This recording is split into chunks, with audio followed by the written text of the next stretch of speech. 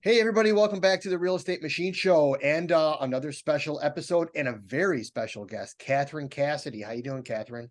I'm great. How are you? I'm awesome. Kathryn Cassidy, the owner, founder of CRE Journeyman Financial, which is I hope I'm going to get this exactly right. I think I'm going to get it right, is you basically help people find money.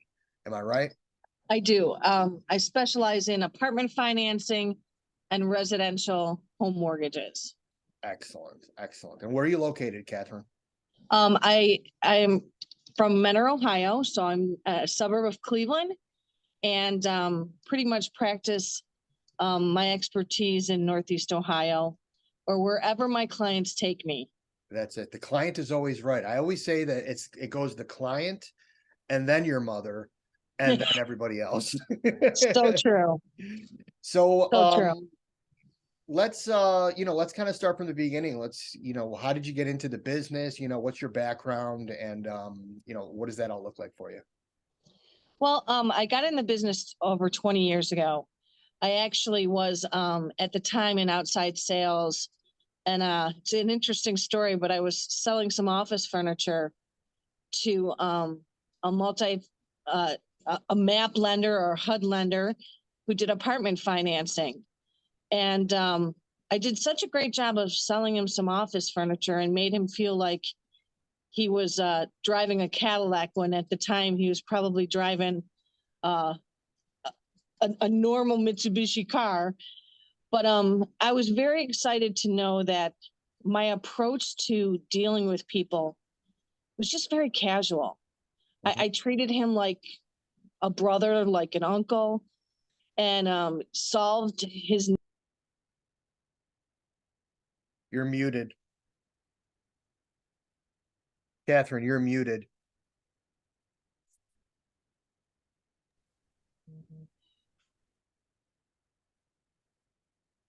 Click it again. Click it again. You're muted, Kathryn. Click it again.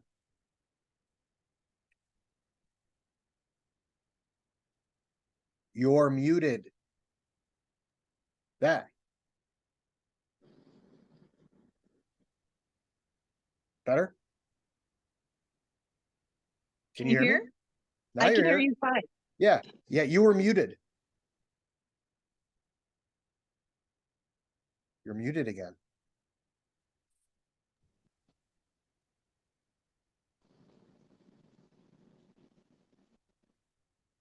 Should be okay now. I'm not muted. It's showing that you're muted. Now you're okay. Okay. For a second there, you were muted. That's okay. Tech issues all the time. No sweat. That's what we have to deal with today. So you were saying that you treat, when you were selling furniture to this person who ended up becoming an important person in your life, your approach, you were talking about your approach. My approach was to treat everybody like they were a relative. Mhm. And that has worked very well for me over the years.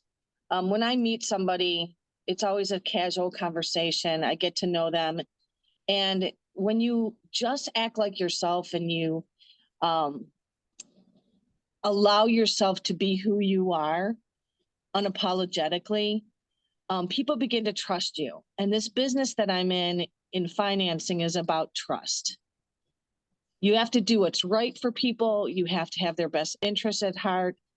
And you have to be able to represent what they do and what they need to the lenders who have the money. Mm-hmm. And the first time that we met, it was like I had known you my whole life. Yeah, I think that we are aligned that way, and we kind of take the same approach. I've always been, kind of relationship based. I don't push. I kind of let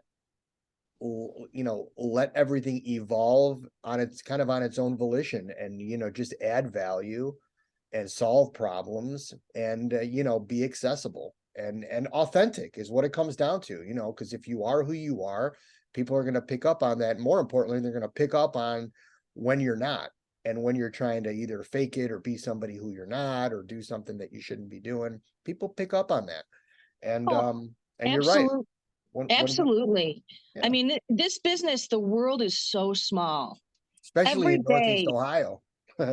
every day I'll get a call in the morning and someone will ask me a question, and by the afternoon, it's like the universe has brought two or other connections to me that's related.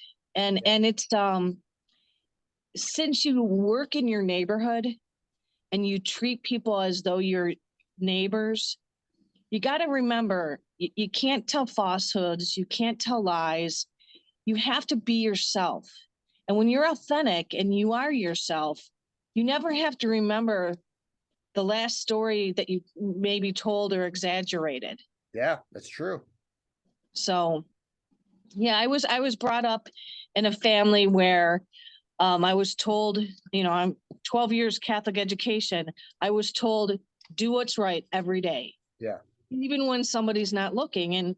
And I try to live that way in every business transaction that I'm working in. There's always an interesting thing that happens in business. You have people asking questions and you don't know their motivation, or you don't know if they're just asking a question and they don't really understand what the question means. But you have to always ask questions and explain the reason why you're asking those questions. For example, when I work with a new client and I have to um, take a little bit of time to get to know them on a financial level, you have to um, ask questions that are personal and might have a story related to them. But in order to be real and to get the lenders to approve you, you really have to put everything out on the table. You don't want anything to creep up later on in a deal that could become a deal killer. hmm, So if you address all those things up front before the packages even go out to the lenders, um, you'll fly to closing. yeah, yeah. I suppose keeping it as clean and tidy as possible, and giving them what they want and need, in a nice package. It's going to save them time, which is very important to these guys. But to be able to decipher quickly what you're presenting them is, I mean, it's paramount to getting the deal done. So I'm gonna back up because we kind of had that little tech issue. How did you end up getting into the business? You were selling furniture, and then you met this guy, and then what did the rest of that story look like for you? Well, after I sold him some furniture, he liked my approach. He asked me to consider working for his company. It took about 6 months for us to really get to know each other and to identify what the needs were and whether I could provide a solution to those needs. And I ended up working for his company. Um, it doesn't matter when you're in the industry of selling what it is that you're selling, but you really have to be an expert at it. Hmm. You have to take the time to educate yourself on all the nuances on different lenders. So one of the things that I think that I learned from my education at John Carroll was don't jump into things without being prepared. So I took the time to be prepared and to learn about Fannie Mae, about Freddie Mac, about HUD. And when I was comfortable enough to understand even what questions to ask and to say yes to working for a very good um, mortgage banking firm that dealt with government agency work, it was one of those things that I felt like being prepared gave me the edge and the confidence to move in and work for his company.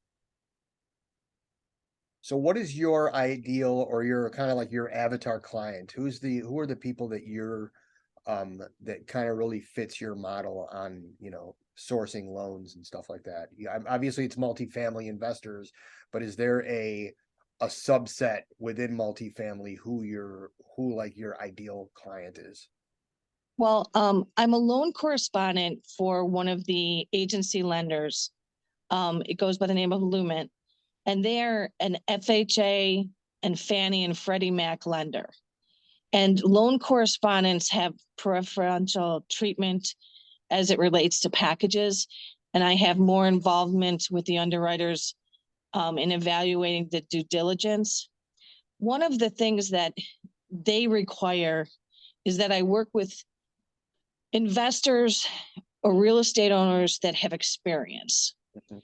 And that could be from the apartment owners who own 25 years worth of apartments that they inherited from their parents, to new investors who are coming together from a syndicated level and they don't necessarily present themselves as an experts in apartment because they don't have years of experience owning and managing.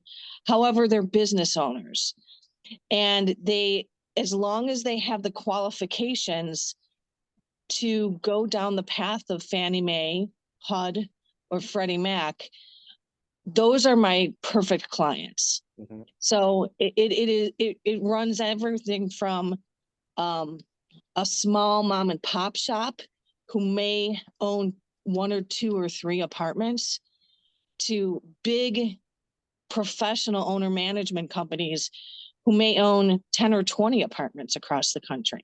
Mhm. Interesting. You brought up syndications.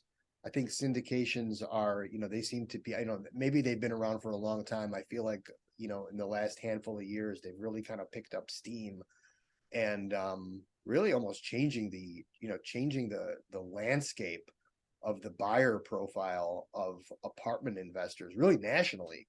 What's your do you have a lot of experience dealing with syndications and the groups that they create? What's your opinion on that? Well, my first concern always, and I really have to begin the process in the sales approach to identify who are going to be the key decision makers, who are going to be the key partners if they're acquiring an asset, and who are going to manage and take control of the business. And as soon as I can identify those that have the most ownership percentage, and to me, that means anybody who has 20 to 25% ownership or has control or will have control of the day-to-day business affairs. Mhm. When I identify who those individuals are, those are the people that I have to begin to underwrite. So I have to know their experience. I have to know how their real estate investments that they currently own and manage are performing. I need to make sure that I present data in a certain way that will get the lender's attention quickly to determine the risk level of who the borrowers are. I think the syndicators cause me a little bit of concern because with the frenzy of the recent sales in Northeast Ohio and in other markets that we all have experienced, there is kind of a trend of or group of owners who are realizing that they can't compete with just their own net worth and liquidity on some of these larger deals. And it could be as, an 80 suiter to 100 suiter. So Mhm. these aren't mega apartment deals, but they need to have a certain net worth and liquidity to qualify. And they need to have enough of a down payment to qualify with the real estate brokers who are in control of the sale. And from a lending standpoint, I find it very difficult working with syndicators who don't know who their partners are at the beginning of the transaction. Mhm. And my concern always is, what are they telling me from day one? And will it cause any lender hiccups as we get into the credit underwriting and the closing? Because we can't wait till closing to determine who are the key principals behind a transaction. Right. The agency financing models from a credit and underwriting standpoint are, you submit packages, and within 35 days, you get an approval from the agency, and it could be either Fannie or Freddie as an agency lender. And you rate lock at the time of application, and in 35 days, you are approved with a commitment, and you can close within 5 to 10 days after that. Mm-hmm. So when you have that fast of an underwriting and package time frame, you really have to know who's at the table sooner rather than later. Mm-hmm. And the syndicators, oftentimes, you know, here's a perfect example. You might have an apartment deal out there that you submit a letter of intent to buy, and then you are doing the due diligence within the first 10 to 15 days. And the seller and the commercial real estate broker are assuming that you're pre-approved with the lender and that you're doing those quick things that are needed to close within 45 to 60 days. And if the syndication teams are still trying to go out to their network of investors, and those could be family members, friends, or crowdfunding type vehicles, where it doesn't matter who's anting up $50,000 or $100,000 chunks at a time, it does create an issue for me as a loan correspondent. Mm-hmm. Because I need to know who's involved and whether or not it's a waste of people's time. Because as soon as you go under application, money starts getting spent. And my reputation is important with my lenders. And the reputation of the buyers is so important to the commercial real estate groups, because your reputation is everything. Can you close? Yeah. You make it difficult. So it does cause some concerns for everyone on the boat to closing.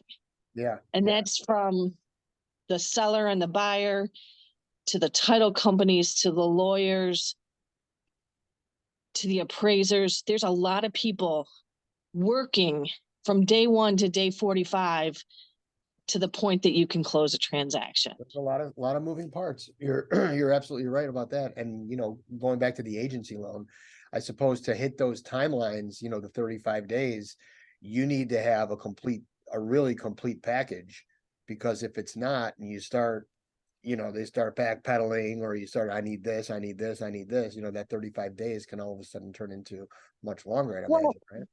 I mean, working with an agency lender is not unlike working with a bank or a credit union. You still have certain boxes that need to be checked.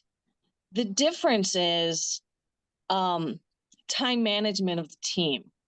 So, me gathering data on day 10, when on day 12, the package needs to be into the underwriter to review it to make sure that they can submit it by date 15, because the agencies are going to take 12 to 15 days to review a completed package. You can't really change forms on the fly. Right. Once you start entering things into the system, you want to enter it and be done. Accurate. Yeah. And you can't be changing your answers or changing the parties at the table during that process, because it really does cause a major strain on the whole transaction. Yeah. Yeah. Yeah, I would say. And quite frankly, I think, part of what makes me a good deal team member is when somebody calls me up and says, hey, if a commercial real estate broker calls me up, for example, and says, hey, is so-and-so qualified? I might not be able to say in certain terms that they're pre-approved or qualified in the form of a commitment, because that would be telling a lie. Yeah. Yeah. You don't have the authority to actually say that. Correct. Right. But I know enough about what they're expecting to be able to determine whether or not somebody is going to be a likely candidate for closing. Yeah. And they rely on my opinion to represent that I know who the borrower is, and I know that they have the ability to close. And if I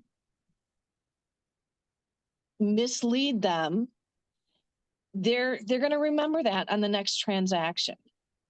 So we really do have to be professionals on how we approach transactions. Mm-hmm. And I know there's a fast track to win a deal, and there's a fast track to get financing, and you never want to, let somebody know that you're not perfectly ready for everything. And a lot of that goes on behind the scenes, in that, we're scrambling, but the lender never knows we're scrambling. Right. The borrower knows that if I tell them to do something within a certain time frame, they do it, and it all works out in the end. And my control of the packaging and the underwriting and my touches every single day gives them assurances that something's going on, Mm-hmm. without ever saying that there's a promise. That's an interesting comment. How often during a transaction, assuming everything is kind of going okay and there's not like fires that you're putting out daily and that kind of thing, how often are you talking to the client and kind of updating them and keeping them in the loop of what you're doing, what the bank is doing, what they can expect from anything at all? Like you talk about touches. Um, from the time by the time I accept money and have somebody sign an application, we are going to get to know each other so much. We will be speaking on a daily basis. Mhm. The first thing I will do is gather information to start the forms. The second thing that I will do is go to the property and make sure that the property's ready for any third party inspections. Mhm. On the day of the inspection, I'm there. 2 days before the inspection, I'm there to make sure that the leasing and property manager is prepared for the site inspection, Mhm. and that there's no surprises at the property that will give the agency lenders or the credit union lenders or the bank lenders any indigestion. Mhm. Um, when you've been doing this for a long time, you can walk a property and point to the things that are going to cause concern. And a lot of owners are like, yeah, I'll get to it. It's on the maintenance plan. But if I look at them and I say, you got to do it now, it's because I know you need to Yeah. do it now. Yeah. That's pretty high level service, I have to say. I've never heard of a lender, a loan officer, a loan originator, whatever title you want to take, actually visiting the property during those even the appraisal. I think that's a really unbelievable service that you're providing. Here's why I do it. From a you know right now, loan to value transactions are important, and debt coverage requirements on transactions are important. But what also is important is that your client knows that you have their back. And although I can't say anything as it relates to um, the property value, because I have to make sure that there's an at arm's length review of a transaction. But on the day of the appraisal inspection, I hand folders of what has been already submitted to the lenders to the owner and to the property manager. And I say, here's what you reference. Here's the last rent roll. Because in their mind, they're running around thinking, am I going to get in trouble if I say the wrong thing on an inspection? Or, what if I don't know the exact rent on this unit? There's over 100 units. Yeah. And I'll walk behind the group. And if anybody asks a question and somebody doesn't know the answer, I can open my folder, You'll have the look doc. at the rent roll, and say, you know what? Maybe I can interject. According to the rent roll that the owner signed, this two-bedroom is going for 1025. Yeah. And then it makes everybody at ease. So it's just like having your best friend at a stressful time be there for you with any answer. Yeah. Even if the Moral answer is, support and, I don't know, I'll get back factual to you. support. Yeah. That's what I provide in terms of service. And at the closing table, there's no reason why I have to be with a notary from the title company and an owner signing documents.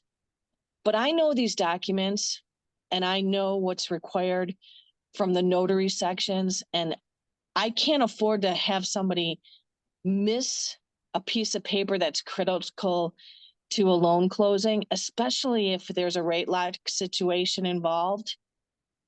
With volatile markets, you must prevent all the things that could cause harm to your borrower.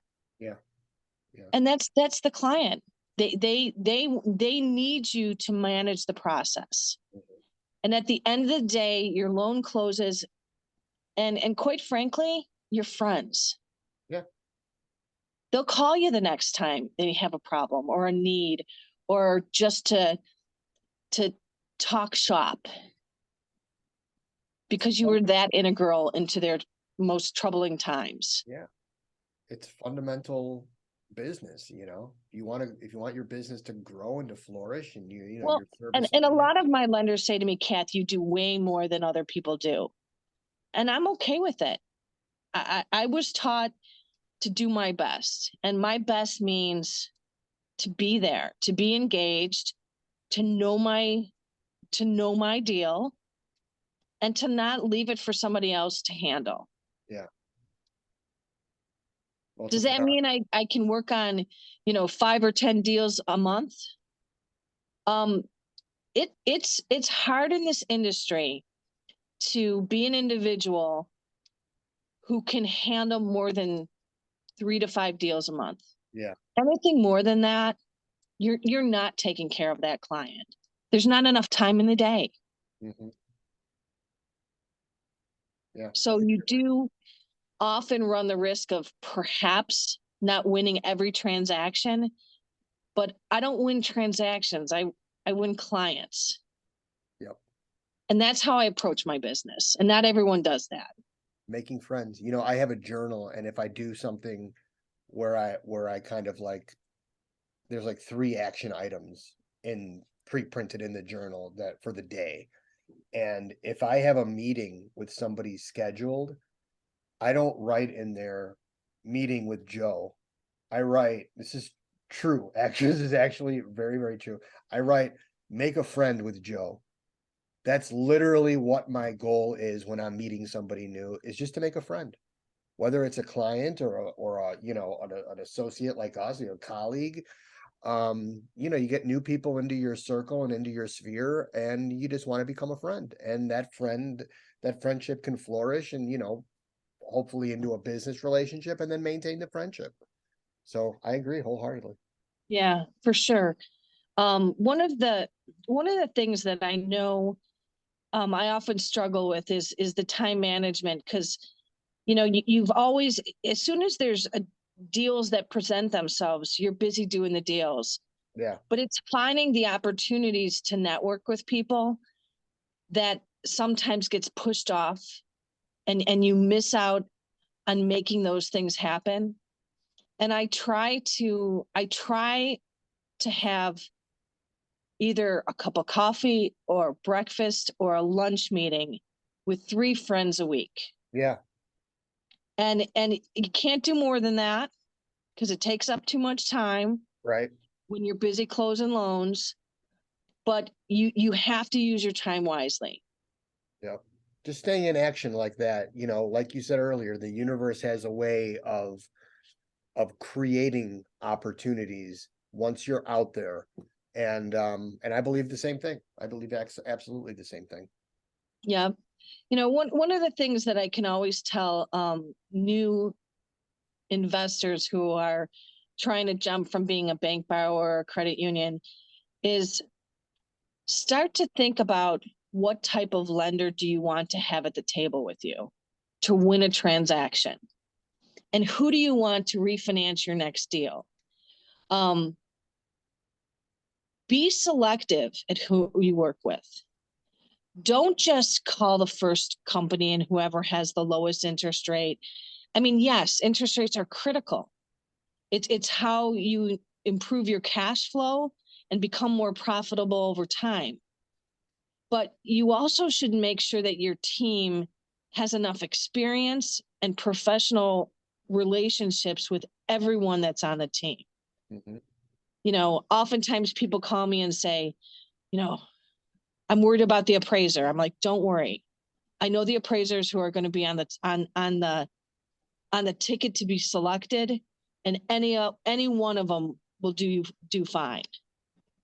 And that comes from experience, because it's all that anyone ever matters is how is my building going to look, and how am I going to look in comparison to my competition with lenders. Yeah. And lenders should want to do business with you. You shouldn't be begging them to do business with you.